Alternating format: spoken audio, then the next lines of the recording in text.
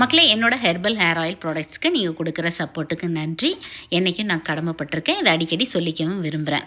சரிக்கா, நீங்கள் herbal shampoo use பண்ணுங்கன்னு சொல்கிறீங்க. நீங்கள் என்ன ஷாம்பு யூஸ் பண்ணுறீங்க, ஏதாவது சஜஸ்ட் பண்ணுங்கன்னா நீங்கள் எதுவுமே சொல்ல மாட்டேங்கிறீங்க அப்படின்னு நிறைய பேர் ஆதங்கப்பட்டுக்கிறீங்க. உண்மைதாங்க அது. நான் ஷாம்பு யூஸ் பண்ணாதானே உங்களுக்கு நான் ஷாம்பு சொல்ல முடியும். நான் முக்கால்வாசி சியக்கா, எப்பாவது தான் அரப்பு. ஒரு 6 இயர்ஸ்க்கு முன்னாடி வரைக்கும் இதுதாங்க என்னோடய ஹேர் ஸ்டைல். அப்புறம் கோவிடுக்காக வேக்சின் போட்டு மண்டை தெரியல அளவுக்கு சொட்டையாயிட்டு, அதெல்லாம் ஆயில் ப்ரிப்ரேஷன் லாங் வீடியோவில் நான் சொல்லியிருப்பேன். சரிங்களா? அப்புறம் தாங்க மண்டைக்குள்ள உரைச்சிது. சின்ன வயசில் வெந்தயம் சேவக்காய் போட்டு கல்லில் கடக்க முடக்குன்னு ஆட்டி தான் குளிப்போம் சண்டே ஆனால். சரிங்களா?